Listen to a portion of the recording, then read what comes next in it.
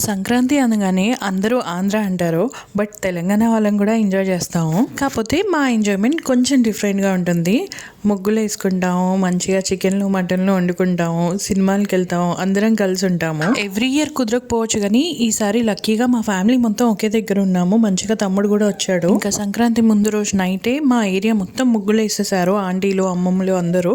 నేను కూడా పార్టిసిపేట్ చేశాను. మనకున్న టాలెంట్తో అటుపడి ఇటుపడి ఆన్లైన్లో చూసి ఈ ముగ్గు నేర్చుకొని వేసాను అనమాట. ఇదే మన కళాఖండం. ఇంకా భోగి రోజు మంచిగా భోగి మంట వేసుకొని దాని దగ్గరకు వచ్చేపు ఆడుకొని ఆ తర్వాత భోగి స్నానాలు చేసి ఇంటికి ఒకడు ఉంటాడు కదా, ఏదేమైనా వాడు మాత్రం కొత్త బట్టలు కొనుక్కొని రెడీ అవుతాడు. మా ఇంట్లో క్యాండిడేట్ ఎవరో మీకు బాగా తెలుసు. వీడు కొత్త బట్టలు వేసుకుంది కాక మాతో ఫోటోషూట్లు కూడా చేయించుకున్నాడు. ఆయన చెప్పా కదా తెలంగాణ వాళ్ళం ఏ పండగకైనా నాన్ వెజ్ అయితే పక్కా ఉండాల్సిందే.